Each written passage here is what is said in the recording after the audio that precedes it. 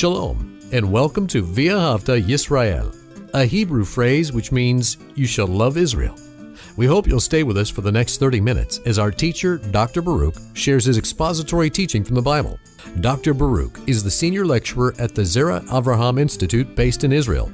Although all courses are taught in Hebrew at the Institute, Dr. Baruch is pleased to share this weekly address in English.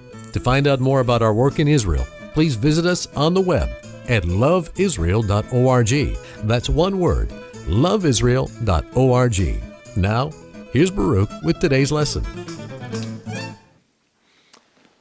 Well, our theme in this portion of the book of Numbers is going to be Passover. Now, we're going to see that primarily Passover is in the first month on the biblical calendar. But what happens if someone is unable to be in Jerusalem during that time for whatever reason? Or what happens, again, not based upon their desire, but they are rendered unclean and cannot offer the Passover sacrifice? In situations such as this, God has a solution. So we're going to look at this issue of Passover and what's called in most communities Pesach Sheni, which means the second Passover. And what do we mean by that? Well, it's for those who are ceremonially unclean or unable to be in Jerusalem for whatever reason. They cannot offer up the Passover sacrifice. So God gives us the ability to do that in the second month. So let's take out our Bibles. Look with me, if you would, to the book of Numbers and chapter 9. The book of Numbers and chapter 9. Notice what the Word of God is going to teach us in this passage of Scripture. Let's begin in verse 1 where it says, "And the Lord spoke to Moses in the wilderness of Sinai in the second year from the going forth," and that means from their going forth from the land of Egypt, "in the first month, saying." So a lot of information is in that verse. First of all, we see that we're not talking about the year that the children of Israel came out, but the second year from when they departed from Egypt. So the second year after the Exodus from Egypt. And notice what's interesting here, where it says, for their going forth from the land of Egypt. Now, the only way to go forth from the land of Egypt is by means of redemption. We remember that the children of Israel, they were slaves to Pharaoh in Egypt. And only, and I want to emphasize this, only by means of redemption. And we can be even more specific. The redemption that came through the Passover lamb, only through that could there be a change in the children of Israel. A righteous change, a godly change, a glorious change, where they are brought out of bondage and they experience freedom. I want to pause for a moment and remind us of the relationship between redemption and freedom. But here's the problem. Too often people think of freedom that I'm now free to do what I want. That's not what the biblical word for liberty and freedom is all about. No, we are set free that we might serve God.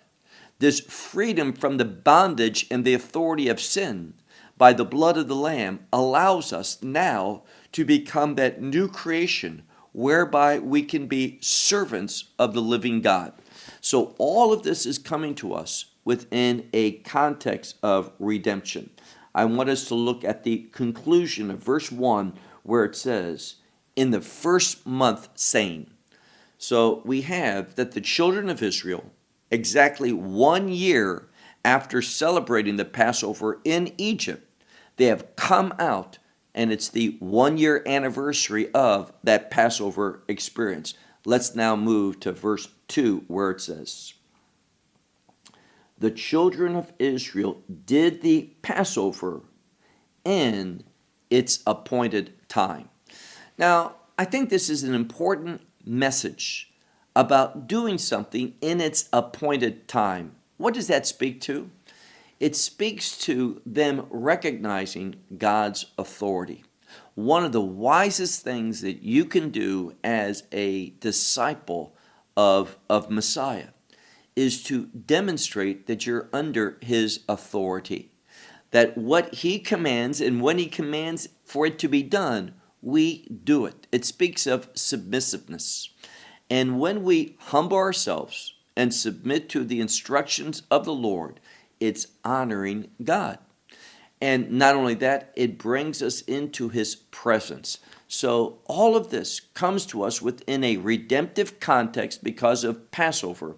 And notice what it says here, that this is being done in the first month, at God's choosing of that appointed time for the Passover events. Look now again at verse 2. The children of Israel did the Passover in its appointed time. What is that? We'll move on to verse 3. On the 14th day of this month, meaning the first month, between, and then we have a phrase, Ben Arbaim. Now, most of the times it's translated at twilight, but it literally means between the evenings. So we find here that most scholars understand this in the later portion of the day when they were in Egypt.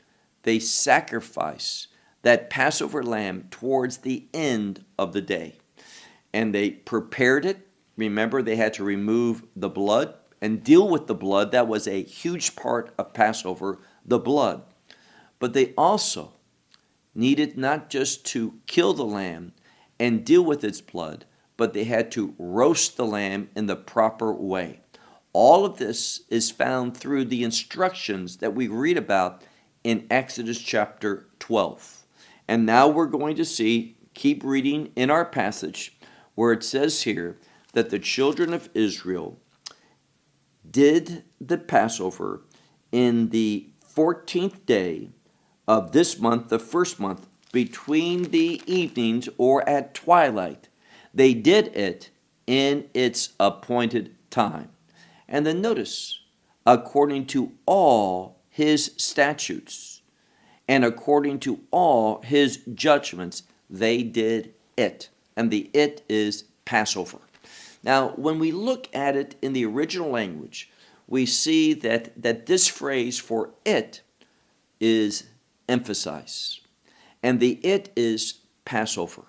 When you look at it, it emphasizes that the Passover event is taking an important role with the children of Israel, that they need to submit to it. So Passover, although it's one of many appointed days, it is centered to the children of Israel, centered to those who are in a covenantal relationship with God. Look now to verse 4, where it says, And Moses spoke to the children of Israel, La'asot HaPesach, which means to do the Passover. Now, over and over, we're told not just to do it, but to do it in its appointed time, which is in the first month and on the 14th day of the month. That is when the Passover, and when we speak about Passover, there's a word that we should emphasize, and that is Korban HaPesach, which means the offering of Passover or the Passover offering. This is being emphasized as the means for redemption, that we have to deal with that Passover lamb appropriately. And if we don't, there's not going to be an outcome, a proper outcome, what God desires that outcome to be, and that is redemption, which does what? It brings us out of Egypt. And any time that we talk about the Passover, this coming out of Egypt is foundational. Well, let's press on. Look now, if you would, to verse 5.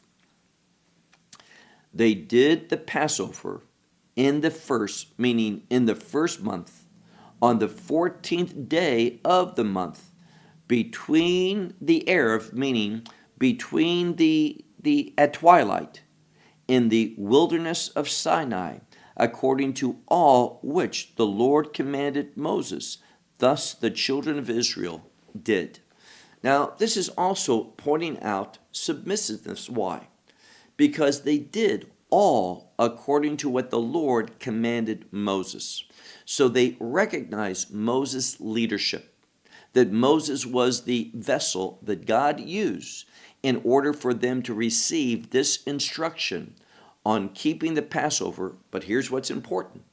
We're not speaking about the first Passover, but rather what the children of Israel did in keeping that Passover in the wilderness of Sinai, in that desert of Sinai. All of this is very important in understanding what God is going to be revealing in this 9th chapter of the book of Numbers. Let's move on to verse 6. And it came about men, and they're talking about people, which were impure lenephesh. What does that mean? That they were impure in regard to their spiritual condition. Now, I don't believe that there's any disagreement about what we're talking about. Now, I made mention, and we'll see this in a moment as well, so it'll be repeated for us. But Passover, and when I say Passover, in order to do the Feast of Unleavened Bread, the first thing that you do on the first day of unleavened bread is that you eat that Passover sacrifice, that special meal, and do the service. So there's a close relationship between Passover, doing it, and the Feast of Unleavened Bread. If we keep the Feast of Unleavened Bread, which we're supposed to do in Jerusalem, not just any place, but in Jerusalem, we find that the Feast of Unleavened Bread, along with the Feast of Shavuot or Pentecost, and also the Feast of Tabernacles or Sukkot, are the three festivals that it's required to be in Jerusalem to observe. Now, if you're going to keep the Feast of Unleavened Bread, you have to be in Jerusalem on that 14th day, which is Passover, which is also known as the Preparation Day.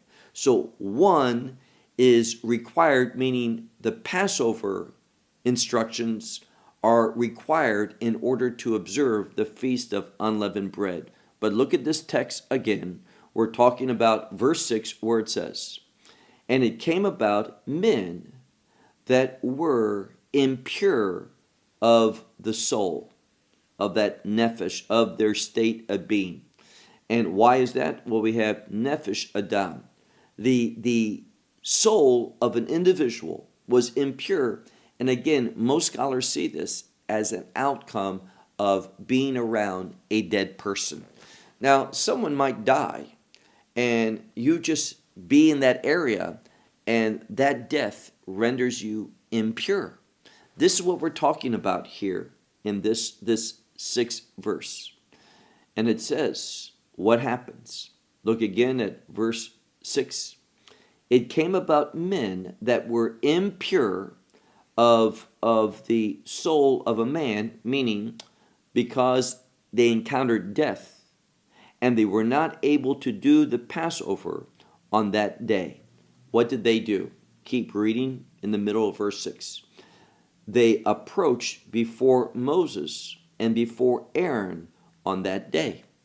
And they came before Moses and Aaron with a question. Now, here's what's foundational. These men wanted to do the Passover. They understood the significance of this event. And they also understood that this was a memorial to that first exodus from Egypt. And they wanted that story of this redemption and this freedom and liberty that comes through redemption to be taught to the generations to follow. So notice, they came and they spoke before Moses and Aaron with their problem. What was the problem? They were ceremonially unclean due to death, and we're going to see another reason in a moment. Look, if you would, to verse 7. The men said, they that were impure by the soul of a man, meaning probably because they came in contact with a dead person. They say, why? And then it speaks about a word that means to detract or less. And what they were saying is, because of what happened to us, why should we be considered less and be unable to offer the sacrifice of the Lord in its time among the children of Israel? So they're saying, why is it that if we're in this situation that we're unable to do it? Now, God's not going to change that, because we have a principle here. In order to offer up the Passover sacrifice in the right time, you cannot be impure.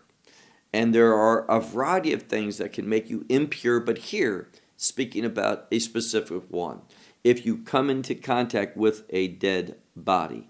Look now to verse 8. Moses said unto them, stand, meaning basically wait might be a better way to understand this, and I will hear from what the Lord commands concerning you.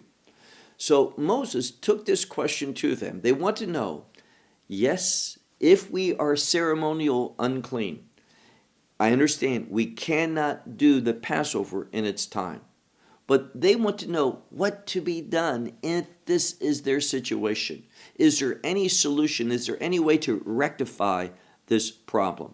So Moses says, wait, literally stand aside, and I will hear what the Lord commands for you. Look at verse 9. And the Lord spoke to Moses, saying, I think it's great. There was a response. Moses went before the Lord with an expectation of hearing God's statement. And there's something that's very important here, and that is this.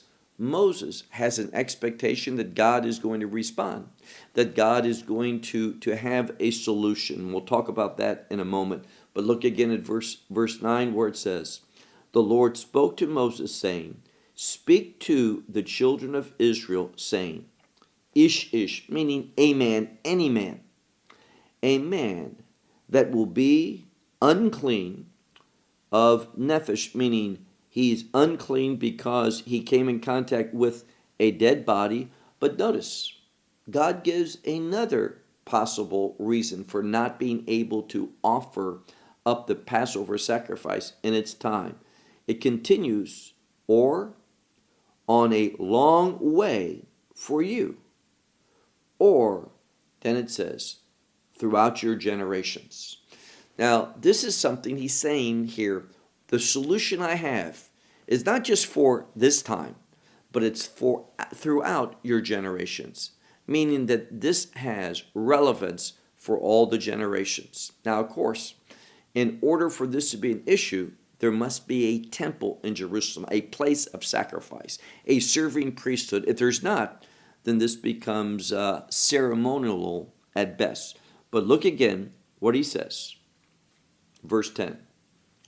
Speak to the children of Israel and say, any man that will be unclean spiritually of his soul, or on a long way that it's too long for you, or throughout your generations, he's saying here that this is something that is going to be not just for that generation, but for all generations.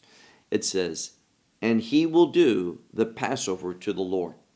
So he's going to say something here. There's going to be revelation in order to allow these people to do just how that verse ends. Look at the end of verse 10. Ve'asa Pesach l'Adonai, and he will do Passover to the Lord. When does he do that? Well, we're going to be finding out in the next verse, verse 11, where it says, in the second month, on the 14th day, at twilight, they shall do it concerning the matzah, and it's in the plural, the matzah, the unleavened breads, and the bitterness they shall eat. Now, we're being told something here, and this has only one way to understand it. What is the emphasis of this passage? doing the Passover sacrifice. That has been alluded to several times. And what we find is, according to what we learn in the book of Exodus and chapter 12, there are three primary elements that comprise the Passover observance. And we have them here. There's, of course, the Passover lamb. There's also the matzah, the unleavened bread. And then the third thing, as it says here, the bitter herbs. These three things, and this is what we're being told here at the end of verse 11, where it says, they shall do it, meaning this Passover observance, concerning the matzah and the bitter herbs, they shall eat. And the implication is as well, the lamb is the third of this. The lamb, the matzah, and the bitter herbs, it's necessary to consume them together. Then look at some additional information. Now verse 12. They shall not allow to remain from it any until the morning. So we find here that we consume all of it, and if you can't consume it all in that night, if the family's too small or something, what has to be done, we learn elsewhere, that needs to be burnt up. None of it remains. None of it goes unused. And then it also says, if we keep reading the second part of verse 12, ve'etzem, what's that? A bone shall not be broken of it. But rather it says, according to all the statute of Passover, they shall do it. Now notice this. Every aspect, every statute that is related to Passover, they are called to observe, to do it accordingly, with no exceptions. So it has to be done specifically in this way that Moses is revealing to the people. Verse 13. And a man which he is impure or on a way that was not, meaning he was on a way that he was not able to do it. So whether you are impure or on a way, notice something else that he says, and ceases to do the Passover, meaning he's unable to do it. So here, let me change one thing. Look at verse 13. A man which he is pure and not on a way, wasn't on a way, but ceases to do the Passover. So this is one that does not meet those earlier criteria. That is, he is pure and he's not on a way, but if he should not do the Passover, we have the word chadal. Chadal means ceases. In modern Hebrew, it can talk about an infraction, and that's what's happening here. This one is pure. He's not traveling. Excuse me. He's there, but he does an infraction by not keeping the Passover, not doing it. What's the punishment? It says, and the soul of this one shall be cut off from her people, meaning from the congregation. For the Passover sacrifice, it says here, excuse me, for it's the offering of the Lord, and he did not offer it in its season, meaning in its appointed time, and his sin that man shall bear. So we find here that there is no forgiveness. Now, there is something that allows him to honor God even if he meets one of the criteria. What is that? He's impure, but here again, he did not render himself impure with intent, but it happened to him.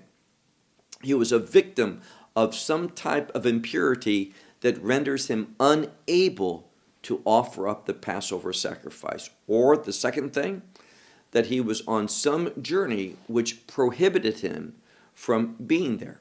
And you say, well, can you give an example of that? Well, let's say that a person thought that there was enough time to get to Jerusalem to observe Passover.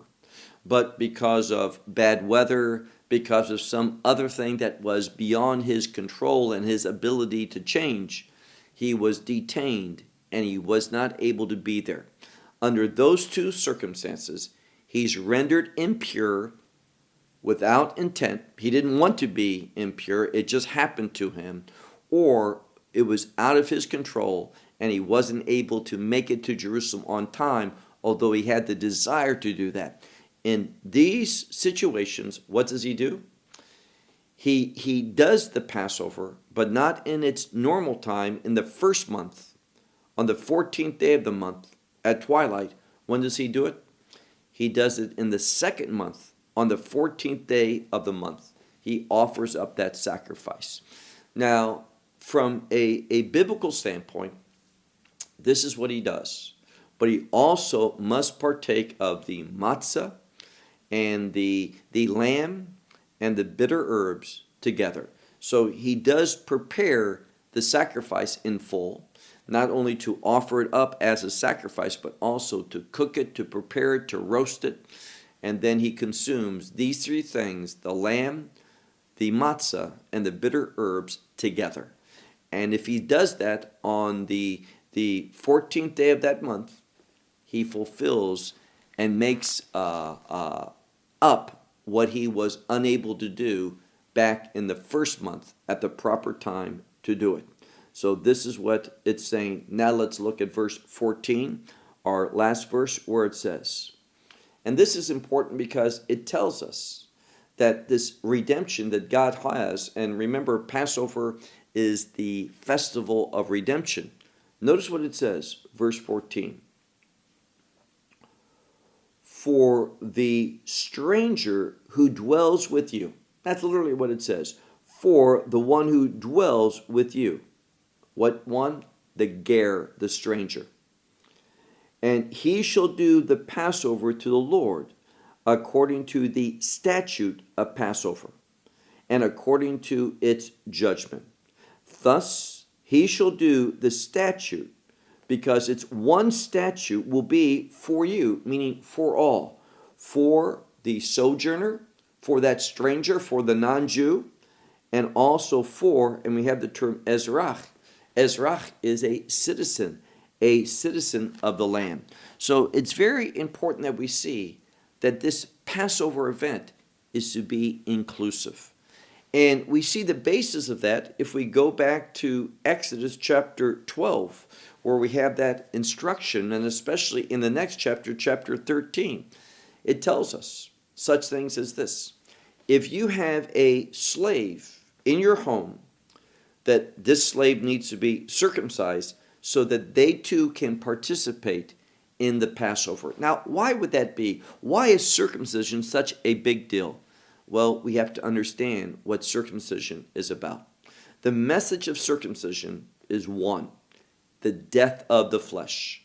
When someone is circumcised, obviously a man, you take that foreskin, and after it's removed from the body, you bury it. Why?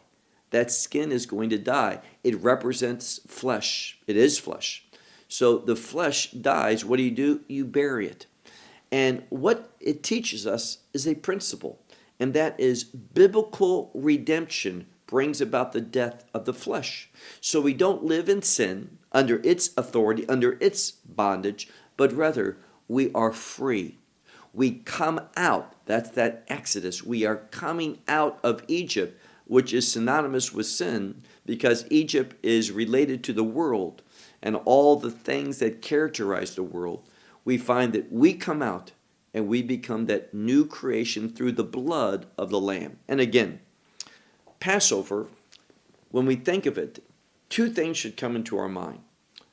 The first is death. Passover comes and death is going to visit every home, but there's a choice. It can be through the death of the Passover lamb, that's the preferred way, what God commands, or the death of the firstborn, being reminded what happened in Egypt for the first Passover. So Passover relates to death. Why? Because death has a redeeming aspect. Through death, and let me say it this way, through the shedding of blood, that's what death speaks to. there is redemption. Blood relates to redemption. And what it's telling us here is this, that if you are ceremonially unclean due to a reason that was out of your control, in order to make up that Passover offering, you can do it now in the second month instead of the first month, on the same day, on the 14th day of the month. And you prepare that lamb fully, and then you partake of it after sundown. And this is relating to the gift of the Passover, which is redemption. And what do you do after you eat? Well, we know that from Deuteronomy 8:10, you bless the Lord. So you partake of the lamb and the matzah and the bitter herbs together. And after doing so, you bless the Lord. Why? Because he is our Redeemer. That's what Passover is all about, experiencing that redemption. And when the blood that is provided is not the blood of goats and lambs and bulls and whatnot, but rather it's the blood of the Messiah. That blood provides a better redemption. And what type of redemption? We learned this from Hebrews chapter 9 and verse 12. It provides eternal redemption. And that gives us comfort, it gives us assurance, it gives us confidence that if we do indeed receive the Messiah into our life, that he, as Paul says, is our Passover, if we do that, we can have assurance that when we die, we are going to be received into his kingdom, that God is going to welcome us. Why? Because we have been redeemed through the blood of the Lamb. We have received forgiveness, eternal redemption, and we should have an absolute confidence that we will be welcomed into that kingdom because Messiah's blood represents that new covenant. That's what he taught on the night that he was betrayed, when he talked about this is the blood that ratifies what covenant? The new covenant. And that new covenant is a covenant of forgiveness and also a covenant of forgetfulness, because God forgives all of our sins. And he says at the end, he will remember them no more. He totally forgets them. So there's nothing that stands in our way of approaching God, entering into that eternal relationship with him, and being where he's going to bless, where his promises are found forever and ever in that kingdom. So Passover always involves good news. Well, I'll close with that. Until next time, shalom from Bucharest. Well, we hope you will benefit from today's message and share it with others. Please plan to join us each week at this time and on this channel for our broadcast of LoveIsrael.org. Again, to find out more about us, please visit our website, LoveIsrael.org. There you will find articles and numerous other lectures by Baruch. These teachings are in video form. You may download them or watch them in streaming video. Until next week, may the Lord bless you in our Messiah Yeshua, that is Jesus, as you walk with him. Shalom from Israel.